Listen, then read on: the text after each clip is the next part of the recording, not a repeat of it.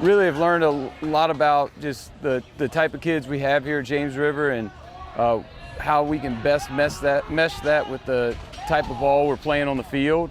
We got kids who really love the game, good kids, work their tail off, and it fits into the mindset of what we're trying to do offensively and defensively, and they can feel this group really buying into what we're trying to do, and I'm excited about what we have going forward this year.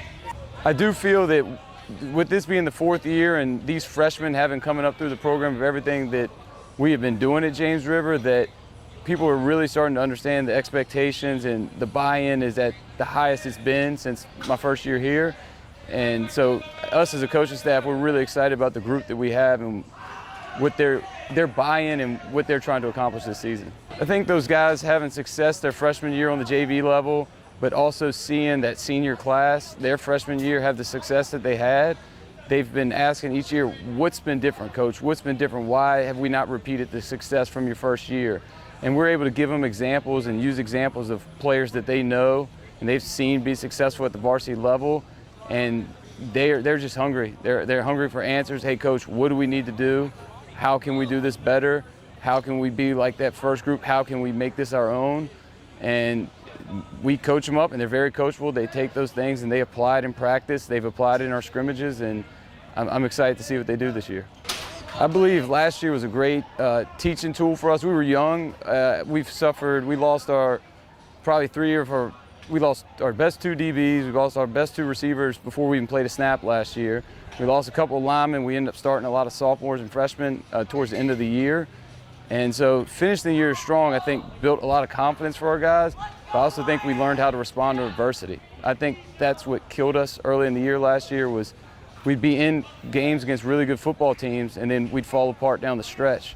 We learned how to overcome that following the bye week. We won 4 down the stretch, and I think our young men carried that through this offseason, and it's really prepared us for what we're going to face this year.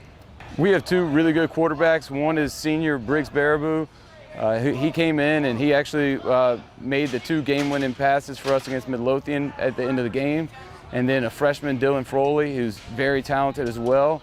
And you know, it's tough to find one. It's tough to find one at the high school level, and we're excited that we have 2 and have a lot of confidence in both of them. Briggs has shown it last year when he had to step in and was able to do the things he did when he had to play.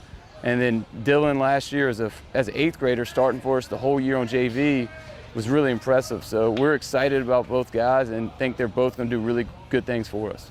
Our mantra all year throughout the offseason, really dating back to the end of last season, is dig or keep digging. It's an acronym that stands for things that we teach in our program. D for do your job, I for integrity, and G for being a go-getter. And this mindset that no matter what's going on, you got to keep digging. And if you keep digging, eventually you're going to strike gold. And you know, last year we saw that at the beginning of the year we weren't finding that gold, but we kept digging, and then finally we struck gold, won 4 down the stretch. So we just know this year that we're going to face tough times at the beginning of the year. We're going to get punched in the mouth. We're probably going to give up big plays at times. We're probably going to get stopped on offense at times. But if we keep digging, we'll eventually strike that gold. A successful season at James River this year is going to see our guys go out and compete and I think surprise some people.